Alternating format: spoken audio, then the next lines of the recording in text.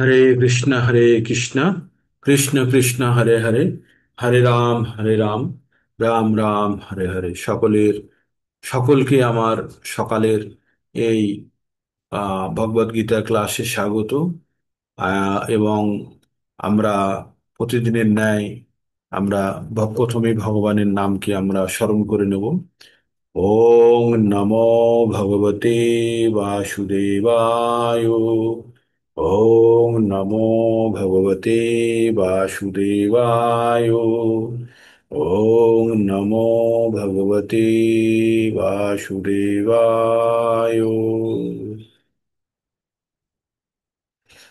তো আমরা কি পঠন করছি? আমরা ভগবদ গীতা পঠন করছি। ভগবদ গীতা কি? ভগবান ভগবদ গীতা ভগবানের মুখ নিঃসৃত বাণী। সুতরাং ভগবদ গীতার মধ্যে আর ভগবানের মধ্যে কোনো পার্থক্য নেই। ভগবদ গীতা হচ্ছে ভগবান প্রিন্টেড ফর্মে। হ্যাঁ, ভগবানকে যদি আমরা প্রিন্ট করি তাহলে যে ফর্ম পাওয়া যাবে সেটা হচ্ছে ভগবদ গীতা। তাই ভগবদ গীতাতে যে কথাগুলো উল্লেখ করা আছে স্বয়ং ভগবান সেগুলি বলেছেন। তাই তাতে কোনো সন্দেহ থাকা উচিত নয়। আর গভীর বিশ্বাসের সঙ্গে এটা গ্রহণ করলে তবে আমরা ভক্তির পথে এগোতে পারবো। আমাদের কি বিশ্বাস করতে হবে? ঈশ্বরঃ পরমকৃষ্ণ সচ্চিদানন্দ বিগ্রহ অনাদির আদি গোবিন্দ সর্বকারণ কারণ। ভগবান সবকিছু আদি, উৎস এবং সৃষ্টির আদি থেকে তিনি বর্তমান, তিনি গোবিন্দ, সকলকে তিনি আনন্দ দান করেন। আর তিনি সবকিছুর কারণের কারণ, মানে তিনি সমগ্র জগৎ সংসারকে তিনি ধরে রেখেছেন। এইটা আমাদের আগে প্রথমে বিশ্বাসে বিশ্বাস করতে হবে, এটাকে শ্রদ্ধা সহকারে আমাদের গ্রহণ করতে হবে। তার পরবর্তীতে আমরা ভগবদ গীতা থেকে কি জানতে পারি? ভগবদ গীতা থেকে আমরা পাঁচটি বিষয় সম্বন্ধে জানতে পারি। এতদিনে আপনাদের সকলের মুখস্থ হয়ে গেছে পাঁচটি বিষয় কি কি। পাঁচটি বিষয় সম্বন্ধে জানতে পারি। প্রথমটি হচ্ছে ঈশ্বর, তারপরে হচ্ছে জীব, তারপরে হচ্ছে প্রকৃতি, সময় বা কাল, আর পঞ্চমটি হচ্ছে কর্ম।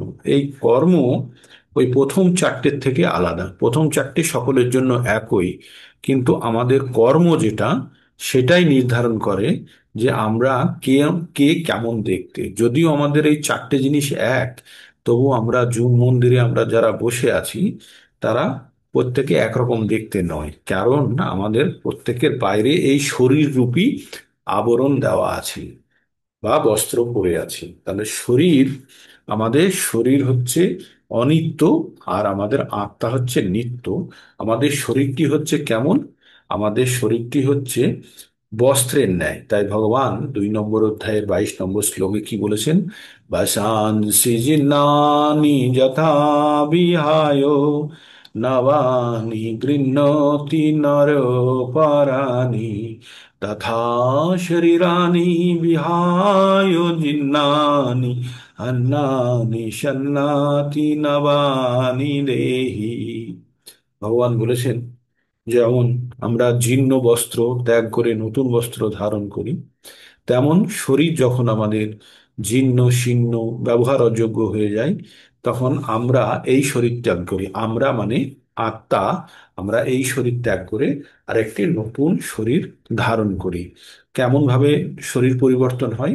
শরীর পরিবর্তনের দুটো প্রক্রিয়া আছে। প্রথম প্রক্রিয়াকে বলা হয় মৃত্যু। যখন এই শরীর ত্যাগ করি তাকে বলা হয় মৃত্যু। আর যখন অন্য আর একটা শরীর গ্রহণ করি তাকে বলা হয় জন্ম। তো একটা শরীর ত্যাগ করে আর একটা শরীরে যাওয়ার পদ্ধতিকে বলা হয় ট্রান্সমাইগ্রেশন অফ সোল, আত্মার দেহান্তরের প্রক্রিয়া। ঠিক আছে? তো আত্মা, আমরা সকলে আত্মা, এটা জানতে হবে। আর আমাদের এই শরীরটি হচ্ছে ক্ষণস্থায়ী। আর এই শরীরটি আমরা প্রাপ্ত করেছি কি কারণে? পূর্ববর্তী জীবনের কর্মফলের ফল হিসাবে। আর পূর্ববর্তী জীবনে আমাদের অপূর্ণ ইচ্ছাগুলোর কারণে আমরা এই রকম শরীর আজকে পেয়েছি। তো আপনারা আপনারা হাত তুলে বলতে পারবেন যে আপনাদের কার কোনো কষ্ট নেই, সব থেকে সুখী মানুষ পৃথিবীর মধ্যে? বা আপনার সংসারে ভীষণ সুখী, আপনার কোনো কষ্ট নেই, দুঃখ নেই, কোনো কিছু আক্ষেপ নেই? কেউ বলতে পারবেন হাত তুলে এখানে যে কোনো রকম দুঃখ কষ্ট নেই আমার, আমি সব দুঃখ কষ্টের ঊর্ধ্বে?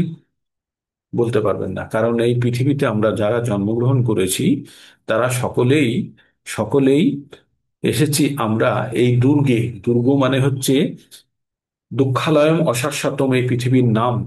আর দুর্গ মানে হচ্ছে জেলখানা। আর যার মালিক হচ্ছে দুর্গা দেবী। আর দুর্গা দেবী সবসময় আমাদের তিনটে শুল, দুর্গা দেবীর হাতে কি থাকে? ত্রিশূল থাকে। সেই ত্রিশূল নিয়ে আমাদের সবসময় খোঁচাচ্ছে, কি বলে খোঁচাচ্ছে? যে এটা এখানে স্থায়ী থাকার জন্য নয়, তোরা এখান থেকে পালা। কি বলে খোঁচাচ্ছে? কি কি তিনটে শুলের তিনটি ডগা কি কি? আদি আত্মিক, আদি দৈবিক, আর আদি ভৌতিক। এই তিন ধরনের সমস্যা, তিন ধরনের কষ্ট দিয়ে আমাদের সব সময় খোঁচাচ্ছে। এটা গেল বাইরের। আর চারটে সমস্যা কি? জন্ম হলে, জন্মের সময় কষ্ট, মৃত্যুর সময় কষ্ট, তারপরে জরা, যখন আমরা বুড়ো হয়ে যাব তখন কষ্ট, আর ব্যাধি হলে কষ্ট।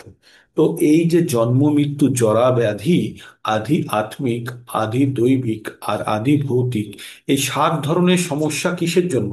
শুধু জন্মগ্রহণ করার জন্য। তাই ভগবান বলছে যে তোরা বারবার জেলে যাবি, কষ্ট করবি, না জেলের বাইরে একদম পার্মানেন্ট ব্যবস্থা করবি? তাই ভগবান বলছেন যে এই জন্ম মৃত্যুর থেকে বেরোতে হলে আমাদের কি করতে হবে?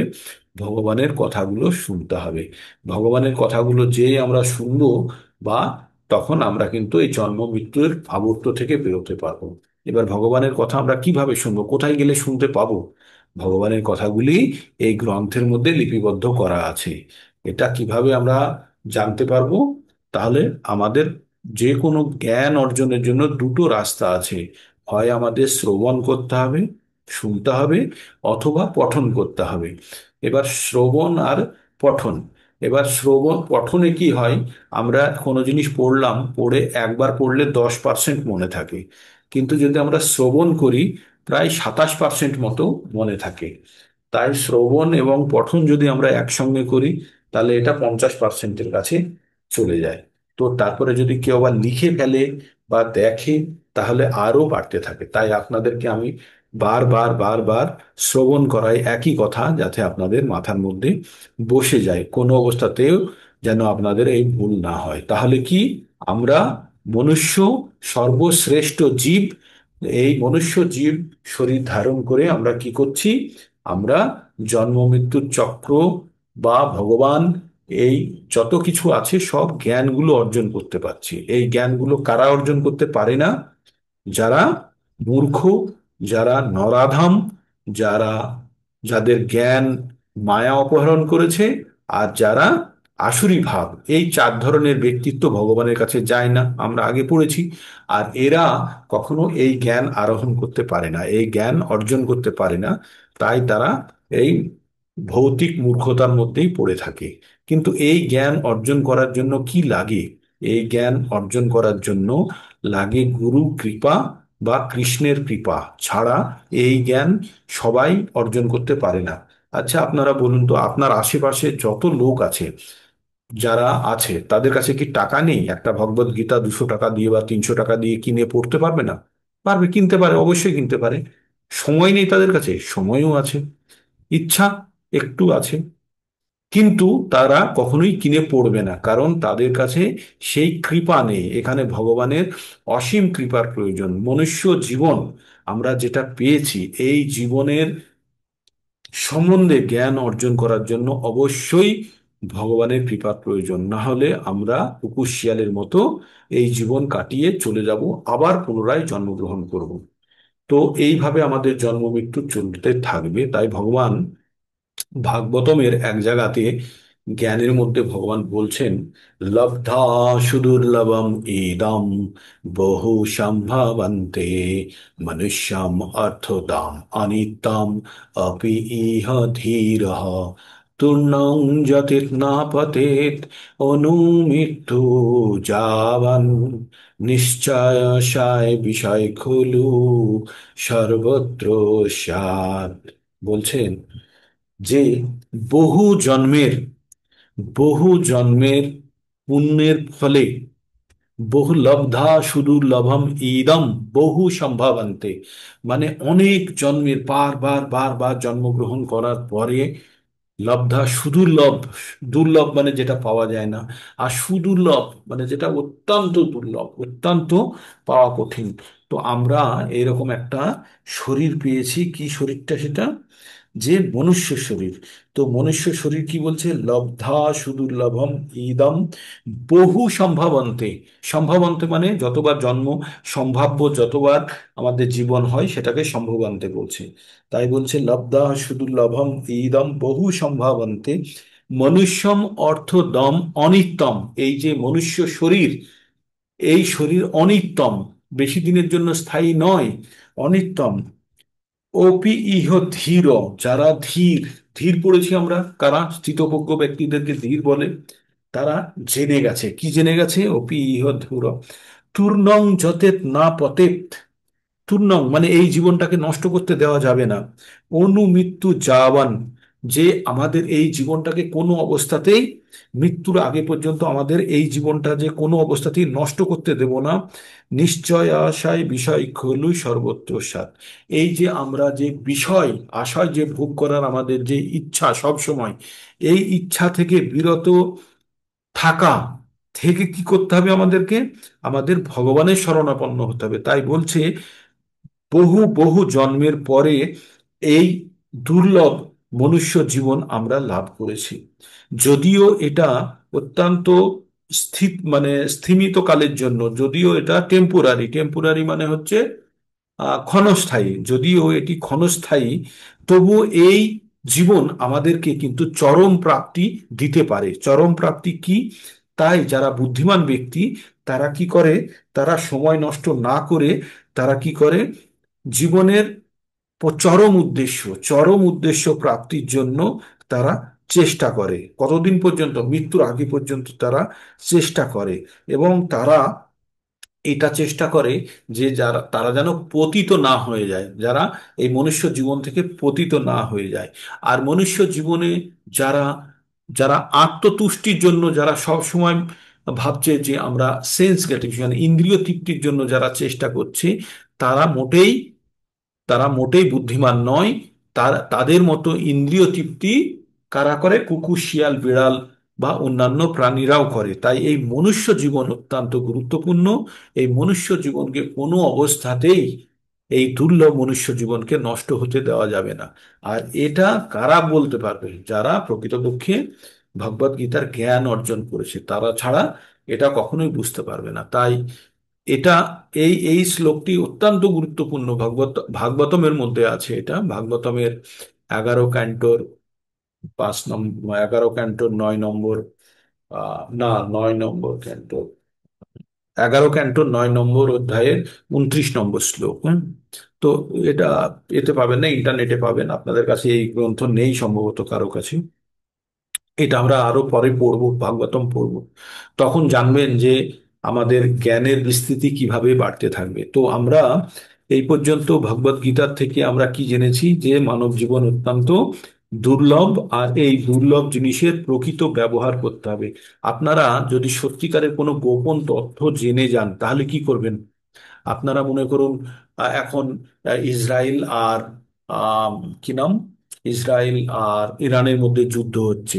আপনারা একটা গোপন কিছু জেনে গেছেন, যে এই যুদ্ধের পরে বা এই যুদ্ধের কারণ বা কোনো একটা বিশেষ কিছু জেনে গেছেন, তখন আপনাদের মনের মধ্যে কি হবে, যে গোপন জিনিসটা জানার পরে আপনারা দেখবেন যে এটা হচ্ছে কিনা, বা অন্য আপনার কোনো প্রিয় ব্যক্তিকে আপনি এই কথাগুলি বলার চেষ্টা করবেন, আর ওটা মিলিয়ে দেখবেন যে ওটা ঠিকমতো হচ্ছে কিনা। তাই ভগবান অর্জুনকে এই গোপন থেকে গোপনতম, বিশেষ গোপনতম জ্ঞান 9 নম্বর অধ্যায়ে দিচ্ছে। 9 নম্বর অধ্যায়ে আমরা কি পড়ছি, 9 নম্বর অধ্যায়ে আমরা পড়ছি যে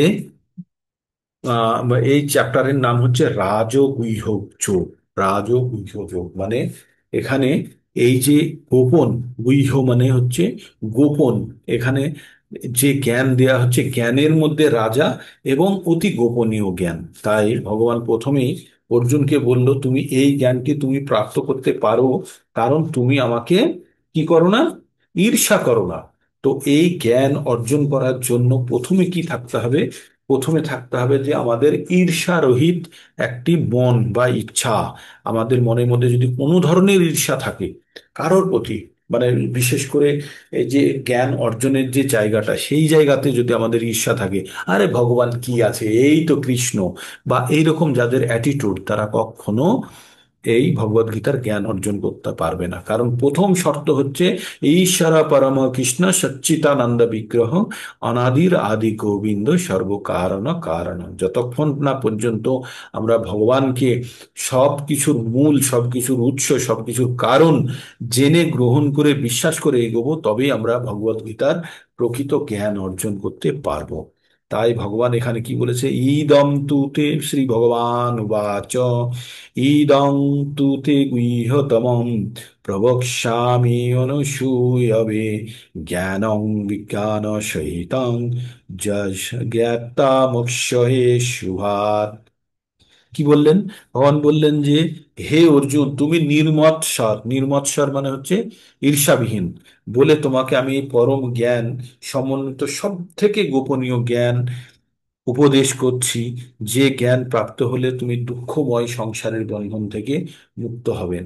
তার মানে এখানে একটা জিনিস খুব পরিষ্কার, 9 নম্বর অধ্যায় ভক্তিযোগের সব থেকে গুরুত্বপূর্ণ অধ্যায়।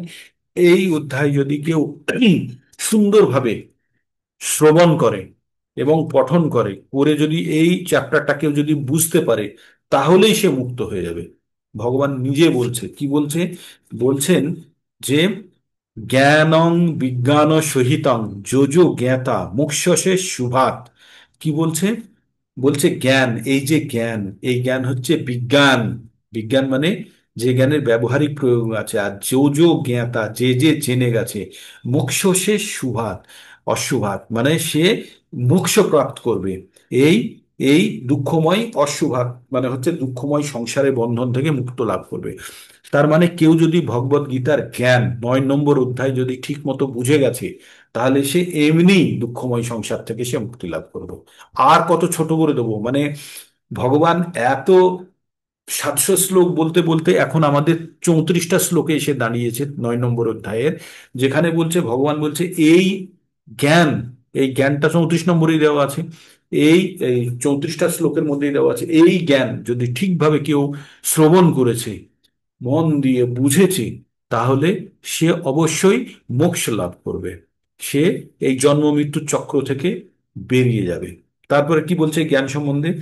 রাজবিদ্যা রাজগৃহম, এটা হচ্ছে রাজাদের জন্য। এই বিদ্যা কাদেরকে দেওয়া হতো? রাজাদের দেওয়া হতো। আর এটা কি? রাজগুহ্যম মানে জ্ঞানের মধ্যেও আবার রাজা। এটি জ্ঞানের মধ্যেও রাজা, আবার এটি দেওয়া হতো জ্ঞানী রাজার মতো ব্যক্তিদেরকে, ঋষিদেরকে এই জ্ঞান দিতে হবে। আর কি জ্ঞান এটা? পবিত্র ইদম উত্তমম, এটা অত্যন্ত পবিত্র, এটা অত্যন্ত বিশুদ্ধ, এর মধ্যে সামান্যতম কলুষতা নেই।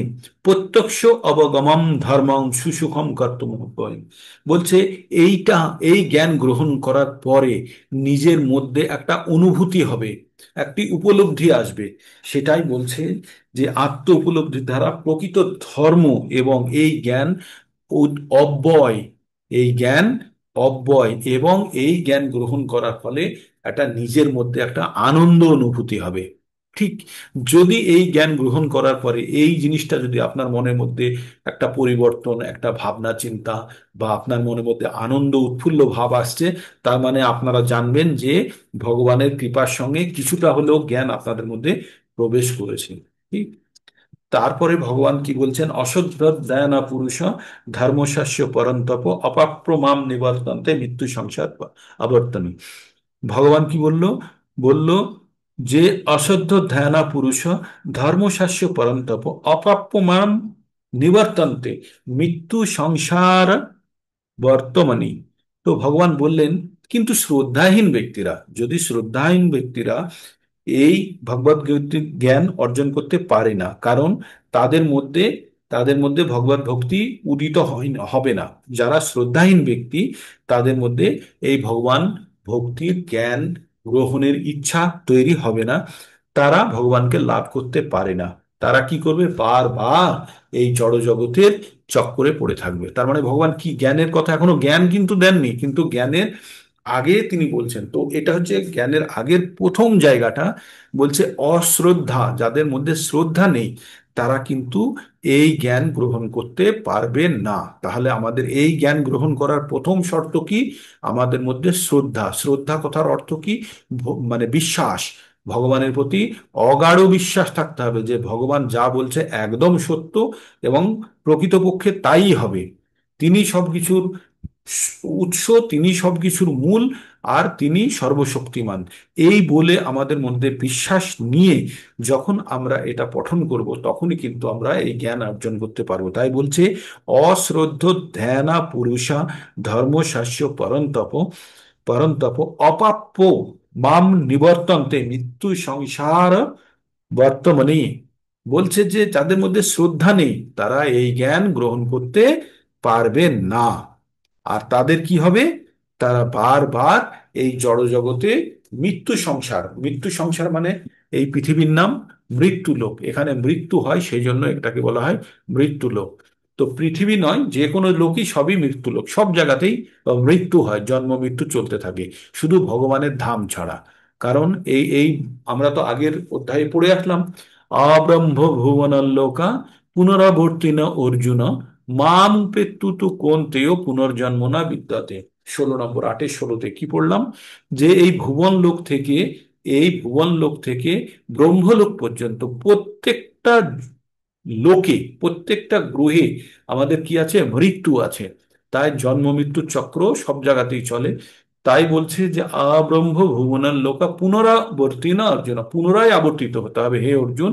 তাই যদি ভগবানকে পেয়ে যায় তাহলে কিন্তু তার আর পুনর্জন্ম হয় না। তো ভগবান পুনর্জন্ম না হওয়ার জন্য অনেক কিছু বলেছে, ভগবানের ধামে ফিরে যাওয়ার জন্য, সেগুলো আমরা প্রতিদিনই আলোচনা করেছি। তো তারপরে আমরা এবার ভগবান কি বললেন, তাহলে যাদের শ্রদ্ধা নেই তারা কিন্তু এই জ্ঞান গ্রহণ করতে পারবে না। এইবার ভগবান জ্ঞানের কথা বলতে শুরু করেছেন। কি বলেছেন? বলেছেন মায়া তদমিদং সর্বং জগৎ ব্যক্ত মূর্তিনা মতা স্থানি সর্বভূতানি নাচাহং তেষু স্থিতাহ। ভগবান কি বললেন? বললেন অব্যক্ত রূপে। অব্যক্ত মানে হচ্ছে প্রকাশ করা, ব্যক্ত মানে হচ্ছে প্রকাশ করার, অব্যক্ত মানে হচ্ছে সম্পূর্ণরূপে প্রকাশ না করে। আমি সমস্ত, ভগবান বললেন আমি অব্যক্ত রূপে সমস্ত জগতে ব্যক্ত আছি। আমি সকল জীব, সমস্ত জীব আমাতে, মানে আমরা সকলেই ভগবানের মধ্যে আছি, কিন্তু ভগবান ওইভাবে আমাদের মধ্যে, আমরা ভগবানকে ধারণ করতে পারবো না, কারণ ভগবান তো অতি বিস্তৃত। যেমন আপনাদের আমি বলেছিলাম একটা বাড়ির মধ্যে একটা ডাইনিং টেবিল থাকতে পারে, তাই না? কিন্তু ডাইনিং টেবিলটার মধ্যে বাড়িটা থাকতে পারে না, পারে? পারে না। তো তেমনি আমরা সকলে ভগবানের মধ্যে আছি, ভগবান অব্যক্ত রূপে বিস্তৃত হয়ে আছে, তার মধ্যে আমরা সবাই আছি, কিন্তু আমাদের মধ্যে ওই বিশাল ভগবান নেই। ভগবান আছেন, অন্য রূপে আছেন, কিন্তু ভগবান আমাদের মধ্যে নেই। তাই ভগবান কি বললেন? অব্যক্ত রূপে আমি সমস্ত জগতের মধ্যে ব্যাপ্ত আছি, সমস্ত জীবেরাই আমাতে অবস্থিত, কিন্তু আমি তাদের মধ্যে অবস্থিত নই। তারপরে ভগবান কি বলছেন? না চ মতস্থানি ভূতানি পশ্যমি যোগো ঈশ্বরাম ভূত ভিন্ন চ ভূতস্থ মমাত্মা ভূত ভাবনা। ভগবান কি বললেন? ভগবান বললেন যে যদিও সবকিছু আমার দ্বারা সৃষ্ট, তবুও তারা আমাতে অবস্থিত নয়। এখানে আবার আর একটা কথা বললেন, ভগবান বললেন, ভগবান বলছে সব কিছু আমি সৃষ্টি করেছি, তবুও তারা আমাতে অবস্থিত নয়। আমার অর্শ, আমার ঐশ্বর্য দর্শন করো। আমি সমস্ত জীবের ধারক, যদিও আমি সর্বব্যাপ্ত, তবু আমি এই জড় সৃষ্টির অন্তর্গত নয়, কারণ আমি সমস্ত সৃষ্টির উৎস। আমি আপনাদেরকে একবার বলেছিলাম না যে ভগবান কি বলেছিলেন? মাই অধ্যক্ষণা প্রকৃতি সুয়তে সচরাচর। তো ভগবান বলছেন আমার দ্বারা সবকিছু চলছে, আমার দ্বারা গুণ এসছে, আমার প্রকৃতির 3টে গুণও আমি দিয়েছি, সবকিছু আমি দিয়েছি, কিন্তু আমি এই ওই জিনিসগুলোর অন্তর্ভুক্ত আমি নই। তাই বলছে যদিও আমি সমস্ত জীবের ধারক, মানে সমস্ত কিছু, সমস্ত, আমি সর্বব্যাপ্ত, তবু আমি এই জড় সৃষ্টির অন্তর্গত নই। ভগবান এই জড় জগতের মধ্যে অন্তর্গত নই, কারণ আমি নিজেই সমস্ত সৃষ্টির উৎস। যেমন একজন জেলার জেলের যে সুপারিনটেন্ডেন্ট হয়, সে কোথায় বসে? জেলের মধ্যেই বসে তো, জেলের মধ্যেই বসে, বসে সমস্ত কয়েদিদেরকে তিনি দেখেন। কিন্তু তিনি কি জেল খাটছেন? তিনি জেল খাটছেন নয়, তিনি যারা জেলের মধ্যে আছেন তাদেরকে তিনি সকলকে শাসন করছেন, বা ঠিকভাবে জেলের মধ্যে জেল সুচারুরূপে চলছে কিনা দেখার জন্য। কিন্তু জেলের মধ্যে থাকলেও তিনি জেলে সাজাপ্রাপ্ত নন। তো ভগবান তেমনই বলছেন, ভগবানের দ্বারা সৃষ্ট সমস্ত জগতের মধ্যে আমরা আছি, কিন্তু ভগবান সেইভাবে আমাদের আমাদের মতো কষ্ট করার জন্য জগতে নেই। ঠিক এই জিনিসটা আমাদের বুঝতে হবে। তারপরে ভগবান কিভাবে সমস্ত জগতে ব্যাপ্ত হয়ে আছেন তাই বলছেন। যথা আকাশীস্থ যথা আকাশীস্থ নিত্যং বায়ু সর্বত্র গো মহান, তথা সর্বাণি ভূতানি মতস্থানি তু উপধারায়। যথা আকাশে স্থিত, মানে যেমন আকাশে কি আছে, বায়ু বাতাস সমস্ত জায়গাতে ছড়িয়ে আছে, তেমনি আমি সমস্ত জগৎ সংসারে আমি ব্যক্ত হয়ে আছি। তাই বলছে, অবগত হও যে মহান বায়ু সর্বত্র বিচরণ হওয়া সত্ত্বেও সমস্ত আকাশে অবস্থান করে, তেমনি জগৎ সংসার, তেমনি সমস্ত সৃষ্ট জীব ভগবানের মধ্যে রয়েছে। এগুলো সব আগের দিনই পড়েছিলাম, তবুও আপনাদেরকে বারবার আমি শোনাতে চাই, কারণ বারবার শুনলে যদি মাথায় কিছুটা বসে সেটার জন্য। 7 নম্বরে, সর্বভূতানি কন্তেয় প্রকৃতিম ইয়ান্তি মামিকাম কল্পক্ষয়ে পুনঃস্থানি কল্পদ বিসৃজ্য অহম। কি বললেন ভগবান? বললে সর্বভূতানি কন্তেয় প্রকৃতিং ইয়ান্তি মামিকাম। মানে বলছে কল্প একটা নির্দিষ্ট সময়ের পরে, কল্প কাকে বলে? চতুর্যুগের সঙ্গে একটা কল্প। 1 মিনিট, কল্প বলছে স্থিতি প্রলয়। আচ্ছা, ভগবান কি বলছে? ভগবানের ইচ্ছেতেই প্রলয় হয়। প্রলয় মানে যখন সব কিছু শেষ হয়ে যায়। আপনাদের কালকে উদাহরণ দিয়ে বলেছিলাম, দিনের শেষে আমরা যারা ব্যবসা করি, দিনের শেষে আমরা কি করি? খাতাপত্র সব বন্ধ করে দিই, দিয়ে আর কোনো ব্যবসা নয়। আবার তারপরের দিন সকাল 9টাতে যখন অফিস খুলবে, তখন থেকে আবার যত কিছু কাজকর্ম। তো এই যে সন্ধ্যে 6টা থেকে পরের দিন সকাল 9টা পর্যন্ত যেটা বন্ধ থাকলো, সেটাকে বলছে যে এই যে সন্ধ্যেবেলায় যখন আপনি খাতা বন্ধ করে দিলেন, তখন হয়ে গেল প্রলয়। মানে আপনি ব্যবসা থেকে বা আপনার কার্যকলাপ থেকে সম্পূর্ণরূপে নিজেকে সরিয়ে নিলেন, সবকিছু বন্ধ থাকলো। তারপরের দিন সকালবেলা যখন আপনি শুরু করলেন, আবার প্রথম থেকে শুরু হলো। তেমনি এই যে সমস্ত জগৎ সংসার, ব্রহ্মার একদিনে, ব্রহ্মার দিনের বেলাতে এই জগৎ সংসার চলে। কার প্রমাণ আছে? ব্রহ্মার ব্রহ্মার দিনের বেলায় এই জগৎ সংসার চলে। আর ব্রহ্মার দিনের বেলায় এই জগৎ সংসার চলে। আর ব্রহ্মার যখন রাত্রি হয়ে যায়, তখন কি হয়? ব্রহ্মার যখন রাত্রি হয়ে যায়, তখন এই জগৎ সংসার বন্ধ হয়ে যায়। বন্ধ হয়ে যায় মানে যখন সন্ধেবেলাটা হয়, মানে ব্রহ্মার যখন সন্ধেবেলা হচ্ছে, তখন একটা মহাপ্রলয় হলো, হয়ে সমস্ত জগৎ সংসার নষ্ট হয়ে গেল একদম। আর যখন সকাল হচ্ছে, তখন আবার ধীরে ধীরে ধীরে ধীরে একটা দুটো গাছপালা, অ্যাকোয়াটিক জলের জন্তু, হেনা তেনা করতে করতে এইভাবে কতদিন থাকবে? 430 কোটি বৎসর পর্যন্ত এই পৃথিবী থাকবে। তারপরে আবার 430 কোটি বৎসরের শেষে কি হবে? সমস্ত জগৎ সংসার নষ্ট হয়ে যাবে, হয়ে 430 কোটি বৎসর পর্যন্ত এই নষ্ট হওয়া অবস্থায় থাকবে। তারপরে আবার 430 কোটি যখন শেষ হবে, তখন আবার পুনরায় এই ছোট একটা দুটো গাছ, জল, অমুক তমুক করে পৃথিবী। তো এই চক্র বারবার হচ্ছে। তাই ভগবান বলছে যে এইটাকে বলছে কল্প ক্ষয়ে, কল্প শেষে পৃথিবী ধ্বংস হয়ে যায়, আর কল্প আরম্ভ যখন হয় তখন আবার পৃথিবী সৃষ্ট হয়। তো এটা কত দিনে হয়? এটা হচ্ছে 430 কোটি বৎসর পর পর হতে থাকবে। ঠিক, মানে এটা ব্রহ্মার একদিনে হতে পারে। দিনের বেলায় ব্রহ্মার একদিন মানে হচ্ছে 430 কোটি বছর, আর ব্রহ্মার রাত্রি মানে হচ্ছে 430 কোটি বছর। তার মানে বারো ঘন্টা মানে হচ্ছে ব্রহ্মার 12 ঘন্টা মানে হচ্ছে আমাদের 430 কোটি বছর। এই 430 কোটি বছর পরে আবার পৃথিবী চালু হবে। আর 430 কোটি বছরের শেষে পৃথিবী ধ্বংস হয়ে একদম ওইরকমই পড়ে থাকবে 430 কোটি বছর। ঠিক, এইটাই জেনে রাখুন। তারপরে কি আছে?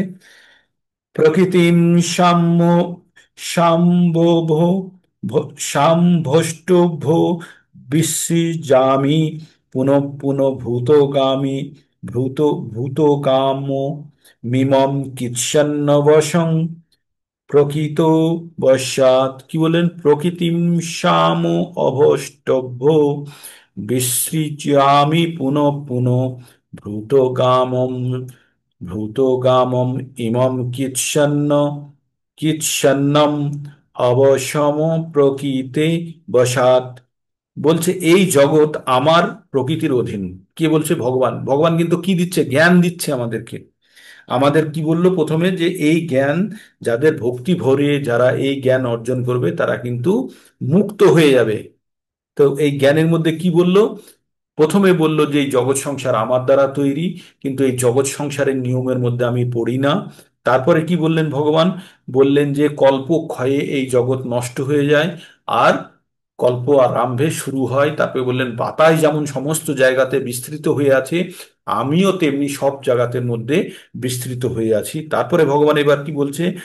এই জগৎ আমারই অধীন, আমি তা প্রকৃতির বশে, আপনা থেকে আমার ইচ্ছা থেকে পুনঃ পুনঃ সৃষ্টি হয়, এবং আমার ইচ্ছার অন্তকালে এটা বিনষ্ট হয়। তাই বললেন এই জগৎ সংসার আমার ইচ্ছা দ্বারা তৈরি হয়, আর আমার ইচ্ছাতে বিনষ্ট হয়।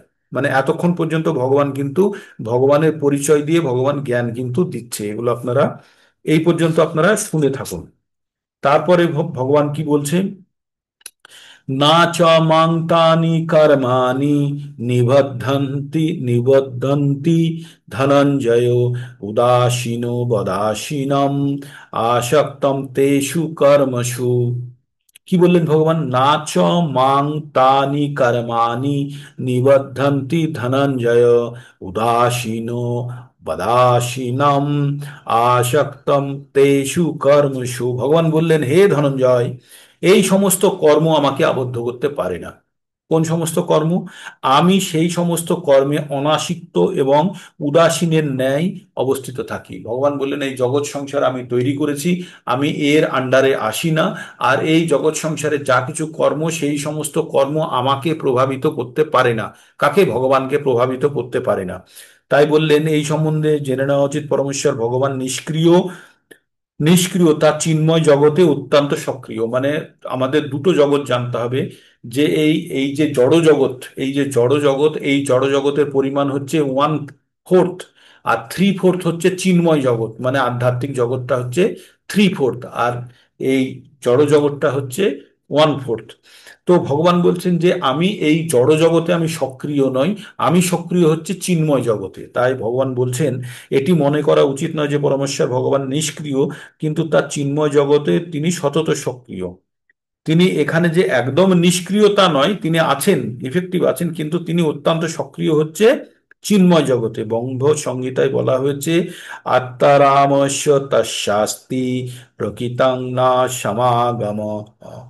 তিনি শাশ্বত আনন্দময় চিন্ময় রসাত্মক লীলার নিত্য তৎপর। তিনি এই জড় জগতের ক্রিয়াকলাপের সঙ্গে তার কোনো সংসর্গ নেই। জড়জগতিক ক্রিয়াকলাপগুলি তার বিভিন্ন শক্তির দ্বারা সম্পন্ন হয়ে থাকে। এইবার তাহলে জড়জগৎ চলছে কি করে? আপনারা যদি বলেন যে ভগবান তৈরি করেছেন, সৃষ্টি করেছেন, তাহলে জড়জগৎ চলছে কি করে? তার শক্তির দ্বারা চলছে। তার কি কি শক্তি আছে? ভগবানের তিনটে শক্তি আছে। একটা হচ্ছে অন্তরঙ্গা শক্তি, একটা হচ্ছে বহিরাঙ্গা শক্তি, আর একটা হচ্ছে তটস্থ শক্তি। তো অন্তরঙ্গা শক্তির দ্বারা কি চিন্ময় জগৎ চলে, অন্তরঙ্গা শক্তির দ্বারা চিন্ময় জগৎ চলে। আর বহিরাঙ্গা শক্তির দ্বারা কি চলে? আমাদের জড় জগৎ চলে। আর বহিরাঙ্গা শক্তি কে? দুর্গা দেবী। দুর্গা দেবী চালায় আমাদের বহিরাঙ্গা শক্তি। আর বহিরাঙ্গা শক্তিকে কি ভগবান কি বলেছে? এই জড়জগৎকে কি শক্তি বলেছে? তার নিকৃষ্ট শক্তি বলেছে, অপরাশক্তি বলেছে। আর পরাশক্তি কি? তার চিন্ময় জগৎ। আমরা পড়েছি না পরাশক্তি অপরাশক্তি 7 নম্বরের ওই যে 5 নম্বর শ্লোকে, 6 নম্বর শ্লোকে আমরা পড়লাম, অপরিয়ামিতস্তনাং বিদ্ধি পার্থ সনাতনম, বলেছিল না? তো এই যে ভগবান তাহলে কি? ভগবান তাই বলছেন জড়জাগতিক ক্রিয়াকলাপগুলিকে তার বিভিন্ন শক্তির দ্বারা সম্পন্ন হয়ে থাকে। ভগবান তাই সৃষ্ট জগতের সমস্ত জড়জাগতিক ক্রিয়াকলাপের প্রতি উদাসীন। যে আমি যদি কোনো কাজের দায়িত্ব আমরা কাউকে যদি সম্পূর্ণভাবে দিয়ে দিই, দিলে আমাদের আর বারবার সেই কাজটি দেখার কোনো প্রয়োজন নেই, কারণ আমরা জানি যে কাজটা করছে সে অত্যন্ত সক্রিয়ভাবে এবং নিষ্ঠা সহকারে করছে।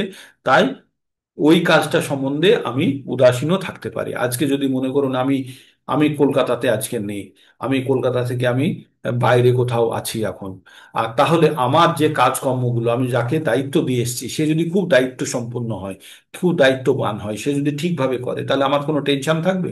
তাই ভগবান এই জগৎ সংসার চালানোর জন্য কাকে দিয়েছেন, যাকে দিয়েছেন তিনি অত্যন্ত দায়িত্বর সঙ্গে এই কাজগুলি করছেন। তাই ভগবান এই ব্যাপারে বেশি না মাথা গলান না, তাই তিনি উদাসীন।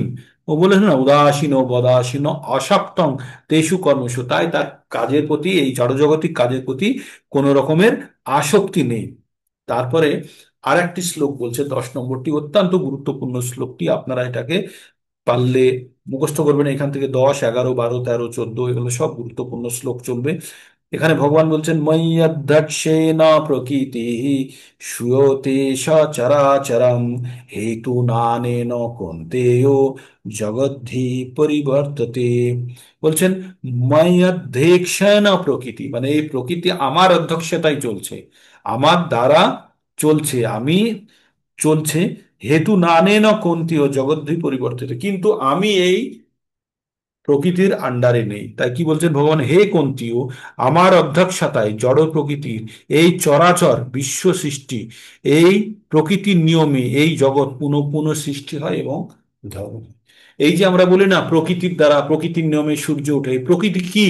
এটা হচ্ছে ভগবানের শক্তি। কি শক্তি? ভগবানের অপরা শক্তি, নিকৃষ্ট শক্তি। তাহলে উৎকৃষ্ট শক্তিটা কি ভগবানের?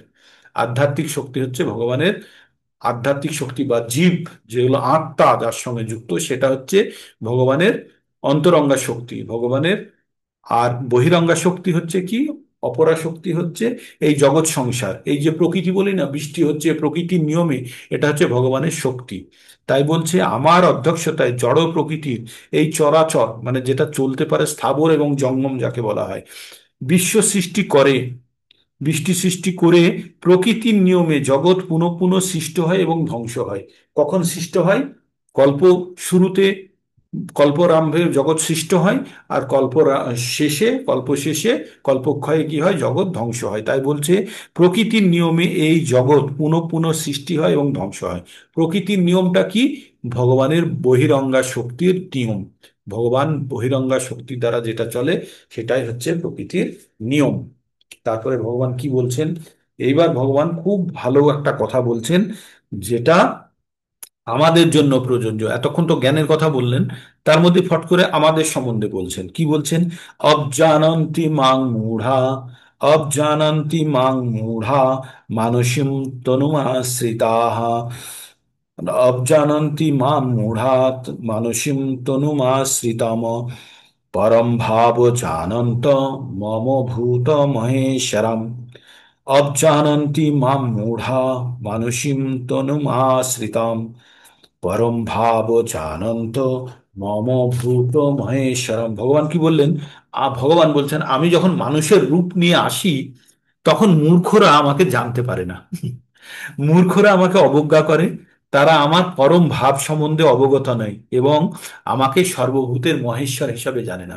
মানে ভগবান এখানে কি বললেন যে আমি যখন মানুষের রূপ নিয়ে আসব বা আসি, তখন এই মূর্খ যারা আছে, যাদের বুদ্ধি কম, তারা ভগবানকে চিনতে পারে না। তাই ভগবানকে তারা সাধারণ ব্যক্তি হিসাবেই ধরে। তাই চৈতন্য মহাপ্রভু যখন এসছে, তখন কি সব দেশের সমস্ত লোক তাকে ভগবান বলে মেনে নিয়েছে? মানে নি, অনেকে তর্ক করেছে, অনেকে তাকে আলাদা করেছে, তাকে ভেবেছে সাধারণ মানুষ কিন্তু যারা বুদ্ধিমান ব্যক্তি, তারা কি করেছে? তার সংকীর্তন যোগে যুক্ত হয়েছে। ভাগবতমে একটি শ্লোক আছে, সেটি হচ্ছে 5, 5, 11, 32 এরকম কিছু আছে।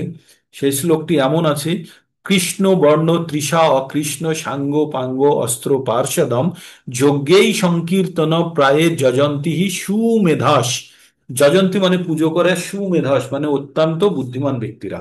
তো এই যে ভগবান আসছেন, এসে যজ্ঞ করছেন, এই যজ্ঞে কারা যোগদান করে? অত্যন্ত বুদ্ধিমান ব্যক্তিরা। যারা মূর্খ তারা কি করে? তারা উপহাস করে, তারা যোগদান করে না। তাই ভগবান এখানেও বলছেন, বলছেন আমি যখন মনুষ্য রূপে অবতীর্ণ হই তখন মূর্খরা আমাকে অবজ্ঞা করে, আমাকে আমাকে ভুল বোঝে, আমাকে জানতে পারে না। তারা আমার পরম ভাব সম্বন্ধে জানতে পারে না এবং আমাকে সব কিছুর কারণের কারণ বা মহান ঈশ্বর হিসাবে জানতে পারে না। তাই ব্রহ্মসংহিতায় কি বলা হয়েছে? ঈশ্বর পরমা কৃষ্ণ সচ্চিদানন্দ বিগ্রহ অনাদির আদি গোবিন্দ সর্ব কারণ কারণ। এই কথাগুলো কে বলেছে? ব্রহ্মা বলেছে। কাকে বলেছে? ভগবান সম্বন্ধে। ভগবান সম্বন্ধে ব্রহ্মা বলছে যে ঈশ্বরা পরম কৃষ্ণ, মানে সমস্ত যাকে ঈশ্বর বলছে তার মধ্যে সব থেকে পরম হচ্ছে কৃষ্ণ। আর তিনি সবকিছু কারণের কারণ। আর তিনি তিনি সচ্চিৎ আনন্দ তার রূপ। সৎ মানে হচ্ছে যেটা কখনো নষ্ট হয় না, চিৎ মানে হচ্ছে জ্ঞানপূর্ণ, প্রচন্ড জ্ঞানে ভর্তি, আর আনন্দ মানে সব সময় সে খুশি খুশি থাকে। তো এই এই পর্যন্ত এটা গেল আমাদের কতদূর পর্যন্ত আমরা বললাম? আমরা বললাম 11 নম্বর পর্যন্ত। তো 11 নম্বর পর্যন্ত আমাদের, আপনারা এগুলো পঠন করুন। এখানে খুব সুন্দরভাবে তাৎপর্য ভগবত গীতার মধ্যে লেখা আছে, গ্রন্থের মধ্যে লেখা আছে।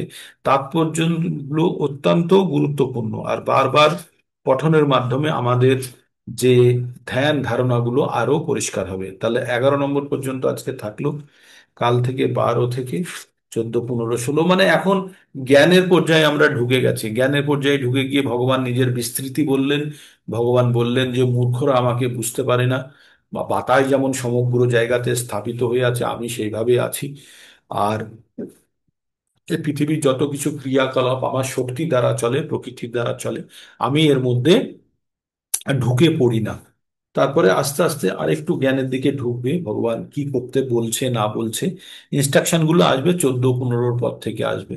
আর সব থেকে পুরো ইনস্ট্রাকশনটা আসবে ওই 20 থেকে আসতে শুরু করবে একদম 34 পর্যন্ত। ঠিক আছে? তো আপনারা পঠন করুন যেগুলো এখানে অন্তত আলোচনা করি। আমি তো সংক্ষেপে করি। আর যদি পূর্ণভাবে করতে হয় তাহলে এক একটা শ্লোক একদিন পুরো দিন লাগবে, মানে এক একটা ঘন্টা লাগবে এক একটা শ্লোকের বিস্তারিত আলোচনা করার জন্য। তো আমরা 3টে, 4টে, 5টা করে প্রতিদিন করার চেষ্টা করি, তাই কিছুটা সংক্ষেপ থাকে। তো আপনারা যদি বাড়িতে ওই গ্রন্থটি পঠন করেন, যে জায়গাটা পড়লেন সেই জায়গাটাই, বা শুনলেন সেই জায়গাটা পড়লেই কিন্তু আপনারা আরো ভালোভাবে বুঝতে পারবেন। বা যদি বুঝতে কোনো অসুবিধা হয় পরের দিন কোশ্চিন করলে অন্তত আমি কিছুটা নিজেকেও তৈরি করতে চেষ্টা করবো বা বলার চেষ্টা করবো। ক্যামেরা অন করুন যারা যারা পারবেন, একটা স্ন্যাপ হয়ে যাক।